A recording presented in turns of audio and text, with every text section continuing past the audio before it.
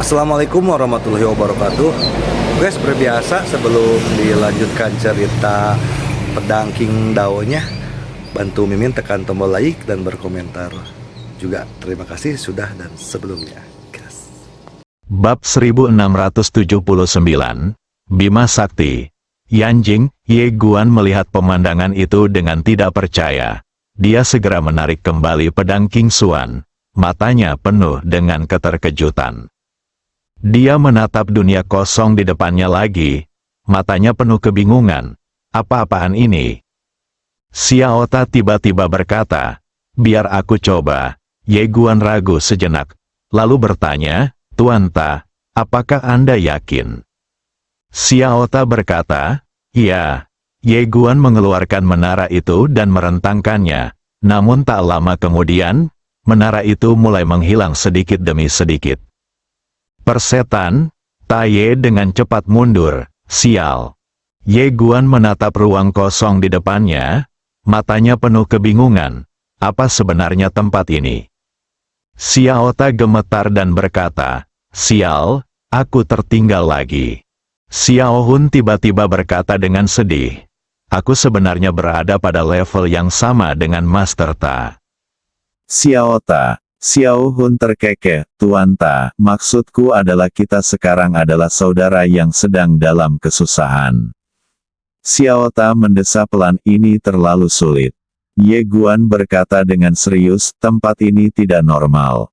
Sambil berbicara, dia perlahan mengulurkan tangannya. Ketika tangannya mencapai dunia kosong itu, tangan kanannya tiba-tiba menghilang dengan kecepatan yang terlihat oleh mata telanjang. Hal yang paling mengerikan adalah bahwa garis keturunannya yang gila dan garis keturunannya yang fana menghilang pada saat ini. Ye Guan menarik tangannya, dan tangannya segera kembali normal. Ye Guan menatap ruang kosong itu, berpikir dalam diam. Tidak diketahui apa yang sedang dipikirkannya. Pupil matanya tiba-tiba mengecil seukuran jarum. Maka dia pun sekali lagi mengulurkan tangannya ke dunia kosong itu, dan hanya menatap tangannya yang menghilang sedikit demi sedikit. Tepat ketika jarinya hampir menghilang seluruhnya, dia menarik tangannya. Dia menatap jari-jarinya dan bergumam, "Jadi begitulah adanya, jadi begitulah adanya." Xiao Ta bertanya, "Apa?" Ye Guan hendak berbicara. Ledakan, pada saat ini, suara keras yang mengerikan tiba-tiba datang dari daerah guntur di belakangnya. Ye Guan berbalik dan melihat, dari daerah guntur di belakangnya, aura mengerikan terus meledak. Ye Guan menarik kembali pandangannya, menoleh dan menatap dalam-dalam ke ruang dan waktu yang kosong, lalu terbang dengan pedangnya dan menghilang di kejauhan. Ye Guan melewati daerah badai petir. Pada saat ini, Wu Bianzu muncul di sampingnya. Ada beberapa kilatan petir di tubuhnya. Dia mengeluarkan cerutu dan menyalakannya di atas kilatan petir di tubuhnya. Lalu menghisapnya. "Apakah kamu menemukan sesuatu?" Ye Guan berkata, "Ayo pergi dulu." Lord Wu Bian mengangguk. Lalu mereka berdua berbalik dan pergi, tanpa petir merah darah mengejar mereka. Di tengah perjalanan, Lord Wu Bian berkata dengan suara berat, "Tidak mungkin." Ye Guan mengangguk. "Ya." Tuan Wu Bian mengerutkan kening. "Bagaimana mungkin?" Ye Guandao berkata, "Ada banyak kemungkinan. Entah tidak ada zaman kuno sama sekali, atau zaman kuno telah terhapus sepenuhnya, atau bagian kehampaan itu sebenarnya adalah sebuah lorong." Setelah hening sejenak, Tuan Wu Bian berkata, "Kembalilah dulu. Biarkan ibumu menyelidiki masalah ini. Tidak ada gunanya kita menebak-nebak seperti ini." Ye Guan mengangguk. "Ya." Lord Wu Bian menatap Ye Guan dan bertanya, "Kamu ingin pergi ke Bima Sakti?" Ye Guan berkata, "Ya." Sang penguasa tanpa batas tersenyum dan berkata, "Aku akan pergi bersamamu." Ye Guan mengangguk. "Oke." Tuan Wu Bian berkata, "Bicaralah dengan ibumu terlebih dahulu, dan beritahu aku saat kamu siap." Ye Guan mengangguk. Tak lama kemudian, Keduanya meninggalkan sungai waktu yang panjang dan muncul di langit berbintang yang luas. Qin Guan hanya berdiri di sana menunggu mereka. Tuan Wu Bian berkata, "Kalian ngobrol saja, aku akan pergi melakukan sesuatu." Setelah berkata demikian, dia berbalik dan menghilang di kejauhan. Ye Guan menghampiri Qin Guan dan menceritakan secara singkat apa yang telah terjadi selama bertahun-tahun. Setelah mendengar perkataan Ye Guan, Qin Guan mengerutkan kening. "Maksudmu, tidak ada jalan lagi setelah era 100 ras?" Ye Guan mengangguk. "Juga, suara yang datang dari kehampaan itu, pihak lain jelas mengenaliku, tapi aku tidak bisa merasakan pihak lain. Dan aku tidak bisa masuk. Selain itu, pedang King Xuan dan Master Menara tidak bisa menahan kehampaan yang mengerikan itu." Qin Guan terdiam sejenak, lalu berkata, "Aku akan menyelidiki masalah ini. Pertama-tama, seraplah darah orang-orang kuat di reruntuhan makam dewa, lalu pergilah ke Bima Sakti." Ye Guan mengangguk. Dia memang sudah berencana untuk melakukan ini. Setelah dia pergi, dia tiba di reruntuhan makam dewa. Dia memasuki istana bawah tanah, merasakan darah di bawah istana bawah tanah. Cahaya haus darah muncul di matanya. Darah di hadapannya adalah darah dari kekuatan teratas yang tak terhitung jumlahnya dari suatu era, yang tidak diragukan lagi merupakan tonik hebat bagi garis keturunan yang gila. Saat pikirannya bergerak, aliran darah yang tak terhitung jumlahnya mengalir dari dalam tanah yang dalam di istana bawah tanah, dan kemudian berkumpul ke arahnya seperti air pasang. Pada saat ini, dia seperti pusaran air besar, semua darah berkumpul ke arahnya dan ditelannya. Darah ini dapat diawetkan dari zaman dahulu hingga sekarang, jadi tentu saja bukan darah biasa. Ketika dia menelannya, dia merasa bahwa darah itu mengandung energi yang sangat kuat, dan beberapa di antaranya bahkan mengandung sedikit keinginan bawah sadar pemiliknya saat itu. Tentu saja, energi negatif itu tidak berpengaruh padanya. Seberapa kuat keinginannya saat ini, keinginan biasa dan energi negatif tidak dapat memengaruhinya sama sekali.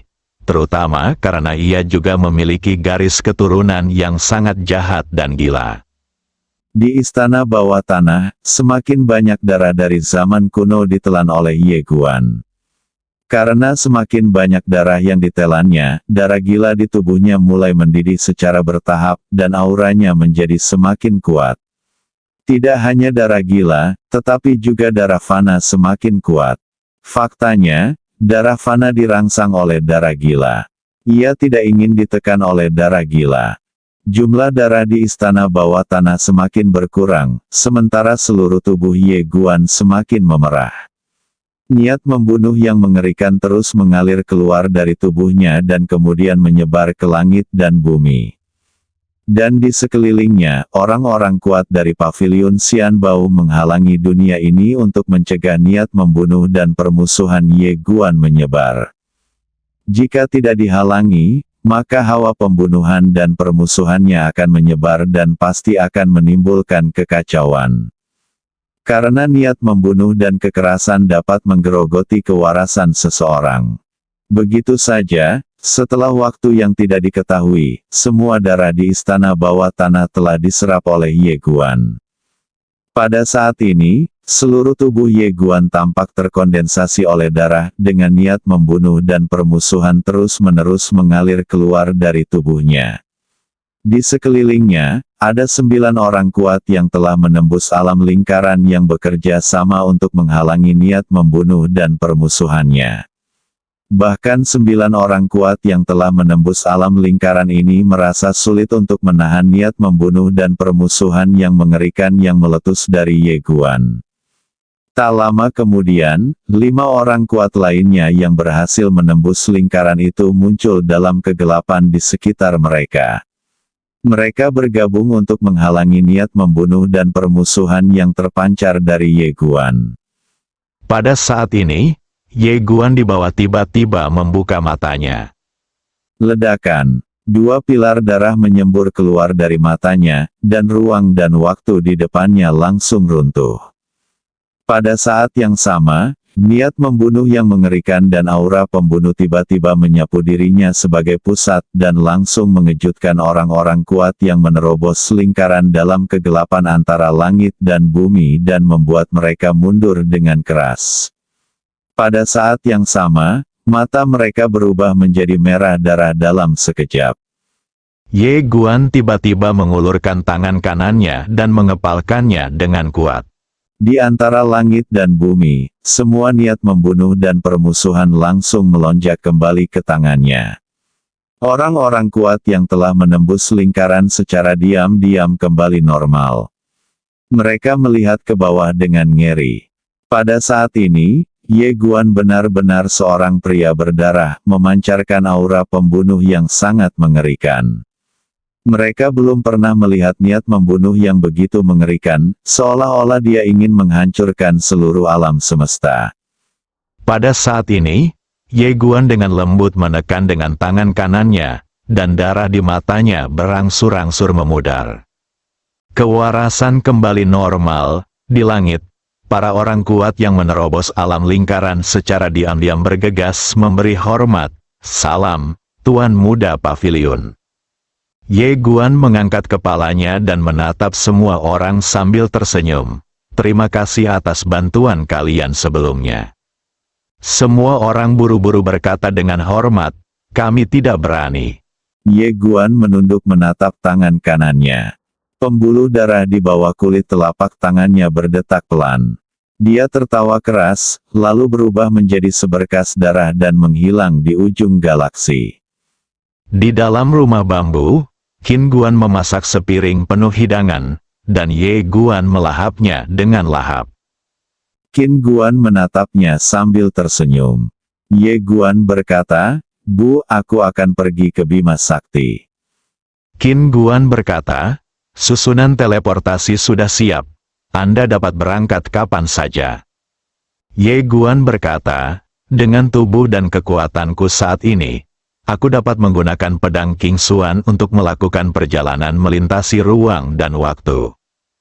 Qin Guan tersenyum dan berkata, "Terserah kamu." Ye Guan bertanya, "Bu, jika terjadi perang, apakah Bima Sakti akan terpengaruh?" Qin Guan menggelengkan kepalanya, "Tidak." Ye Guan menatap Qin Guan, dan Qin Guan berkata, "Tempat itu tidak pernah terpengaruh." Ye Guan mengangguk. "Aku mengerti.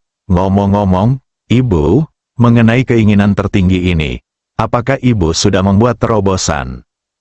Qin Guan menggelengkan kepalanya, "Ada beberapa terobosan baru, jangan khawatir, kami akan menanganinya." Ye Guan mengangguk dan berkata, memikirkannya. Qin Guan tersenyum dan berkata, dia sedang menyerap pikiran jahat dari berbagai peradaban kosmik. Saat dia muncul, kamu mungkin tidak akan bisa mengalahkannya. Ye Guan tertawa. Qin memperhatikannya, pergi ke Bima Sakti. Ye Guan membaca sesuatu yang lain dari mata Qin Guan, dan wajahnya menjadi gelap. Dia tahu bahwa dia tidak punya banyak waktu lagi, jadi dia mengangguk dan berkata, "Baiklah." Setelah berkata demikian, dia berdiri, seolah-olah teringat sesuatu. Dia memandang Qin Guan, "Bu, serahkan pavilion harta karun abadi kepadaku. Kamu pergi cari ayah, atau kembali ke Bima Sakti." Qin Guan menghampirinya dan dengan lembut merapikan kerah bajunya yang berantakan. "Anak bodoh, apakah ada ibu di dunia ini yang tega menelantarkan anaknya sendiri?" Arus hangat mengalir di hati Ye Guan. Dia ingin mengatakan sesuatu. Tetapi Qin Guan berkata dengan lembut, "Jangan salahkan ayahmu. Dia berbeda dariku. Tidak peduli bagaimana aku melakukannya. Itu tidak berlebihan. Tetapi dia tidak bisa. Kau tahu itu." Ye Guan mengangguk. "Aku mengerti. Ini adalah jalan yang aku pilih." Qin Guan tersenyum dan berkata, semua orang datang ke sini untuk menempuh jalan mereka sendiri, dan tidak seorang pun dapat membantu kita di bagian terakhir jalan ini. Jika kita dapat melewatinya, kita dapat melewatinya. Jika kita tidak dapat melewatinya, maka semuanya akan berakhir. Inilah harganya.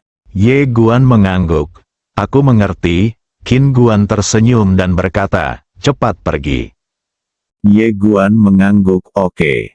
Setelah berkata demikian, dia berbalik dan menghilang di tempat. Setelah melihat kepergian Ye Guan, Qin Guan terdiam cukup lama.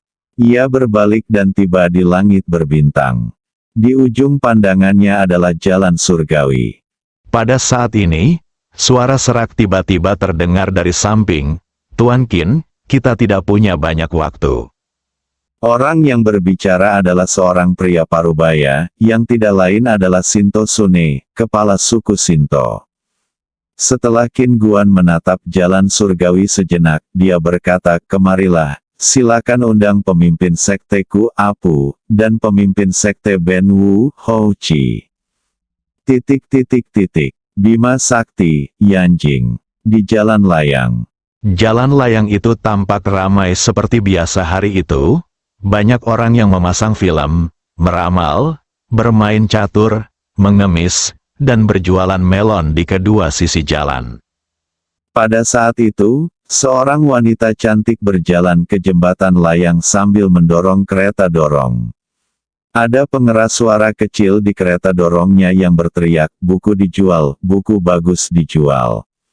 Saudara-saudara, ini hampir berakhir. Jika memungkinkan, Anda dapat datang ke Zongheng Novel untuk mendukungnya, di mana Anda dapat menyaksikan episode terakhirnya terlebih dahulu.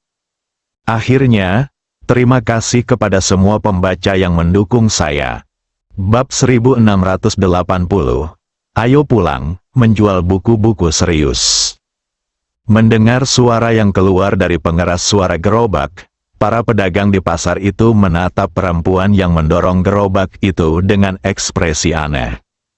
Mereka tahu bahwa buku-buku yang dijual wanita cantik itu bukanlah buku-buku serius, tetapi buku-buku yang sangat tidak senonoh. Suster Zen. Pada saat itu, peramal itu tiba-tiba berdiri dan berlari ke arah wanita cantik itu. Dia membantu wanita cantik itu mendorong kereta dan berkata sambil tersenyum, kamu di sini. Wanita cantik itu adalah Qi Zhen. Dia tersenyum lembut dan berkata, ya. Sang peramal membantu Qi Zhen mendorong kereta ke samping. Lalu dia mendekati Qi Zhen dan berbisik, Saudari Zhen, apakah bab terakhir terlalu eksplisit? Qi Zhen mengangguk dan berkata dengan serius, besar. Mata peramal itu langsung berbinar. Wah, penulis zaman sekarang sangat tertutup saat menulis buku. Mereka bahkan tidak berani menulis tentang apapun di bawah leher. Itu benar-benar membosankan. Apakah mereka takut kita tidak punya uang untuk membacanya? Siapa yang mau membaca hal-hal serius seperti itu? Qi Zhen tersenyum dan berkata, saya jamin Anda akan puas dengan timbangan kali ini. Sambil berbicara, dia diam-diam mengeluarkan sebuah buku kuno dari lapisan dalam kereta dan menyerahkannya kepada peramal. Peramal itu segera mengambil buku itu. Dia membukanya dan melihat sesuatu. Wajahnya langsung memerah, seperti awan yang terbakar. Dia mendekati Qi Zhen dan berbisik, Saudari Zhen, ada gambar. Apakah kamu menggambar ini? Warnanya terlalu kuning. Qi Zhen juga mendekat padanya dan berbisik, apakah kamu menyukainya? Sang peramal mengangguk penuh semangat. Lukisan itu tampak seperti aslinya. Sungguh mengasyikkan. Sambil berbicara, dia membuka buku kuno itu dan menunjuk ke salah satu lukisan, Saudari Zhen, postur ini sangat memalukan. Qi Zhen menepuk tangan peramal itu dengan lembut dan berkata, kembalilah dan lihatlah. Ada terlalu banyak orang di sini. Peramal itu mengangguk berulang kali. Baiklah, saya akan lihat nanti setelah pulang kerja. Sambil berbicara, dia dengan hati-hati meletakkan gulungan itu di tangannya. Peramal itu berusia sekitar 17 atau 18 tahun. Dia mengenakan jubah Tao, bertubuh bagus.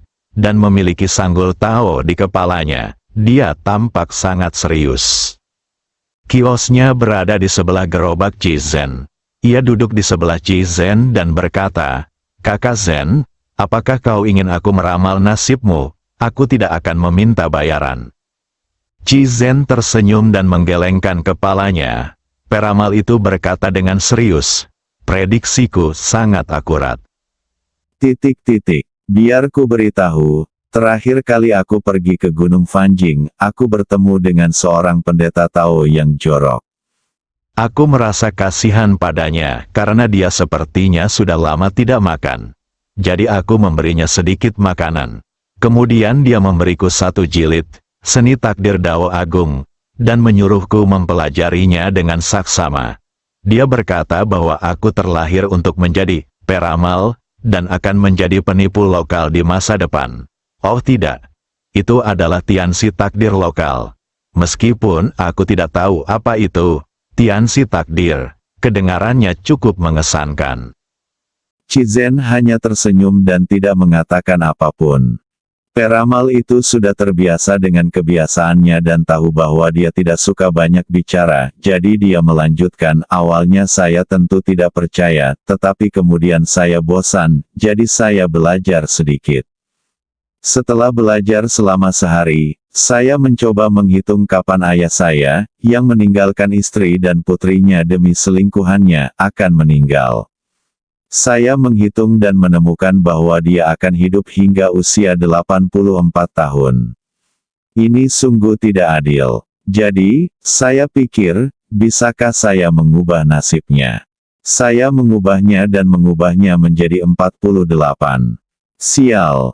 Saat dia mengatakan ini, dia berbalik dan menatap Ci Zhen dengan kaget. Sehari sebelum kemarin adalah ulang tahunnya yang ke-48. Pada hari itu, dia tertabrak mobil dan meninggal. Tengkoraknya hancur total. Ci Zhen tidak terkejut. Dia hanya mengangguk. Ya. Sang peramal berbisik. Dulu waktu dia masih hidup, aku ingin dia mati saja. Tapi setelah dia meninggal, tiba-tiba aku merasa hampa. Jadi, aku berpikir untuk mencoba melihat apakah aku bisa mengubah takdirnya kembali. Ci Zhen menoleh ke arah peramal itu. Apakah sudah ditransfer kembali? Peramal itu mengerutkan kening, "Saya memang mengubahnya kembali, tetapi dia tidak hidup, jadi saya pergi bertanya kepada tuan saya, dan tuan saya berkata bahwa hanya ada 2 orang di dunia ini yang dapat mengubah hidup dan mati, yang satu adalah wanita dalam gaun polos, dan yang lainnya adalah dia." Ci Zhen mengangguk dan tidak berkata apa-apa. Peramal itu melanjutkan, "Saya tanya siapa yang lebih baik, dia atau wanita yang memakai rok polos?" Katanya 50-50. Sambil berbicara, dia menggelengkan kepalanya. Intuisiku mengatakan bahwa tuanku agak takut pada wanita berok polos itu. Karena setelah dia selesai berbicara, dia berlari ke aula utama dengan kepala menciut, menggumamkan sesuatu dengan cara yang misterius. Itu hanya candaan. Hanya candaan. Ci Zhen mengangguk sedikit, "Ya." Sang peramal mendesah pelan, "Saudari Zhen, akhir-akhir ini saya sangat tertekan. Ayah saya adalah seorang pria yang menyiksa ibu saya dan merampas semua uang dalam keluarga. Ia tidak peduli apakah kami hidup atau mati. Secara logika, saya seharusnya senang karena ia meninggal, tetapi mengapa saya merasa sedikit kehilangan?" Ci Zhen berkata, "Mungkin terlalu muda untuk mati, dan Anda tidak merasa puas." Sang peramal berkedip. Setelah berpikir cukup lama, dia berkata, "Mungkin." Sambil berbicara, dia menggelengkan kepalanya dan berhenti memikirkan masalah-masalah ini. Dia berkata dengan gembira, "Kakak Zhen, apakah kamu tidak sedang menunggu seseorang? Biar aku yang menghitungnya untukmu." Melihat ekspresinya yang gembira dan penuh harap, Ci Zhen tidak menolak dan tersenyum tipis, "Baiklah." Sang peramal cepat-cepat mengeluarkan 3 koin tembaga, menggumamkan sesuatu, lalu melemparkan 3 koin tembaga itu ke tanah. Setelah mengamatinya dengan saksama sejenak, dia tiba-tiba bertepuk tangan. Wah, Saudari Zen, heksagram itu menunjukkan bahwa orang yang kamu tunggu akan datang. Ci Zen tersenyum dan berkata, benarkah? Peramal itu mengangguk berulang kali. Ya, orang yang Anda tunggu agak tidak biasa. Ci Zen menatap peramal itu, yang berkata dengan sungguh-sungguh, Saudari Zen, takdir orang yang Anda nantikan begitu kuat. Saya belum pernah melihat takdir sekuat itu. Takdirnya telah melampaui takdir para kaisar dan jenderal. Ini adalah takdir abadi yang legendaris, tidak takdirnya memiliki kekurangan. Dia tidak benar-benar abadi. Itu juga tidak benar. Seharusnya dia dulu memiliki takdir abadi, tetapi sekarang tidak. Dulu takdirnya diberkati dengan keberuntungan misterius, jadi dia memiliki takdir abadi yang tak terkalahkan, tetapi sekarang sudah tidak ada lagi. Hehehehe. Pada titik ini, dia tiba-tiba menjadi bersemangat, pria ini benar-benar hebat, aku tidak bisa memprediksi kematianku, sama sekali. Kurasa tuanku harus melakukan ini. Ci Zen memperhatikan ekspresi gembira gadis itu, lalu tersenyum dan mengusap lembut kepala kecilnya. Sang peramal masih sangat gembira. Nasib ini sungguh menakjubkan. Saya khawatir hanya tuanku yang bisa meramal kematian. Ci Zen tersenyum dan berkata, tidak apa-apa meramal nasib. Tetapi meramal nasib pada akhirnya akan terkontaminasi oleh karma, yang tidak baik untukmu. Peramal itu mengangguk, ya, Saudari Zen, saya tahu. Saya bukan tipe orang yang membunuh orang tak bersalah. Saya hanya akan meramalkan kematian orang jahat. Sedangkan untuk orang baik, saya tidak hanya tidak akan meramalkan kematian mereka, saya juga akan mengubah nasib mereka dan memberi mereka pahala. Ci Zen mengangguk, ya. Peramal itu melanjutkan, Saudari Zen, nasib orang yang Anda nantikan sungguh luar biasa. Saya khawatir bahkan bom nuklir pun tidak dapat membunuh orang seperti itu. Jika saya dapat meniru nasib seperti itu, saya harus bertanya kepada guru saya untuk melihat apakah itu mungkin. Setelah berkata demikian, dia mulai mengemasi barang-barangnya. Ci Zen tersenyum dan berkata, kumpulkan hidupmu, pelan-pelan saja. Setelah wanita bernama Suming berkemas, dia berkata, Kakak Zen, aku akan pergi mencari guruku. Hubungi aku jika ada sesuatu. Setelah berkata demikian, dia berbalik dan lari, menghilang dalam sekejap. Setelah melihat Suming pergi, Ci Zen menggelengkan kepalanya dan tersenyum. Dia terus menjual buku. Dia jelas memiliki kelompok pembaca yang tetap. Orang-orang datang kepadanya untuk membeli buku satu demi satu. Mereka semua wanita, dan mereka sangat berani. Setelah membeli buku, mereka benar-benar mulai berdiskusi dalam kelompok. Kata-kata itu benar-benar berani. Ada juga beberapa pria yang memperhatikan Ci Zen dari jauh. Karena kecantikannya yang tiada taraf, banyak orang yang memperhatikannya. Namun, sejak dia pernah mencengkeram seorang pria seperti ayam dan melemparkannya ratusan meter jauhnya, tidak ada pria yang berani mendekatinya lagi. Tak lama kemudian, semua buku Ci Zen terjual habis. Ia mengemasi barang-barangnya, mendorong kereta dorong menuruni jembatan layang, dan berjalan kaki kembali ke rumahnya. Tidak lama setelah berjalan, saya bertemu seorang pria di pinggir jalan. Dia pria yang lurus, mengenakan jas, dan sangat tampan. Tentu saja, yang paling menarik perhatian adalah sebuah mobil mewah edisi terbatas global yang diparkir di sebelahnya. Banyak wanita muda di sekitarnya berhenti dan memandang pria itu, tidak menyembunyikan perasaan mereka. Tidak diragukan lagi. Selama seorang pria memberi isyarat kepada seorang wanita agar berhenti untuk melihatnya, wanita itu akan masuk ke mobilnya tanpa ragu-ragu, dan kemudian. Namun, mata pria itu selalu tertuju pada Ci Zen yang sedang mendorong kereta. Ketika Cizen mendorong keretanya ke sisi pria itu segera mengeluarkan setangkai bunga, lalu melangkah maju dan berkata dengan sopan, "Nona Cizen, nama belakang saya Ye." Dia sudah tahu bahwa wanita ini telah kehilangan ingatannya dan sedang menunggu seorang pria bernama Ye. Secara kebetulan, nama belakangnya juga Ye. Cizen berhenti dan menatapnya. Melihat Cizen tidak bergerak, lelaki itu langsung kegirangan dan cepat-cepat berkata, "Nona Cizen, sayalah yang Anda tunggu." Cizen tiba-tiba mengangkat tangannya dan melambai. Wah, tanpa peringatan apapun, pria dan mobil sportnya terlempar ratusan meter jauhnya, dan mendarat tepat di depan seorang pria berjubah hitam. Pria itu meratap, "Nama belakangku sebenarnya Ye." Pria berjubah hitam itu melirik pria yang meratap di tanah dan berjalan menuju Cizen. Pria di tanah itu dengan cepat meraih Ye Guan dan berkata, "Kakak, jangan pergi. Ada yang salah dengan wanita ini. Dia akan memukul siapapun yang bermarga Ye." Ye Guan melirik pria itu, lalu bertepuk tangan, "Bagus sekali, bagus sekali." Pria, Ye Guan berjalan ke arah Cizen. Melihat wanita itu semakin dekat, pandangan Ye Guan tiba-tiba menjadi kabur. Di bawah tatapan semua orang, Ye Guan perlahan berjalan di depan Cizen, dan pada saat ini, Cizen juga sedang menatapnya. Melihat wanita di depannya, hati Ye Guan langsung dipenuhi dengan ribuan emosi. Dia ingin mengatakan banyak hal, tetapi ketika akhirnya dia mengatakannya, hanya ada satu kalimat.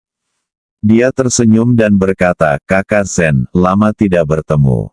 Cizen menatap Ye Guan, "Apakah kita saling kenal?" Ye Guan tidak terkejut, karena saat dia datang, dia sudah tahu bahwa Cizen telah kehilangan ingatannya. Dia tersenyum tipis, "Perkenalkan diri saya lagi.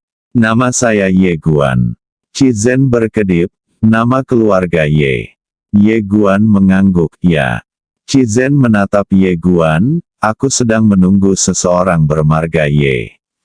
Apakah orang itu kamu?" Ye Guan mengangguk, "Ya." Cizen mengangguk, "Kalau begitu ayo pulang."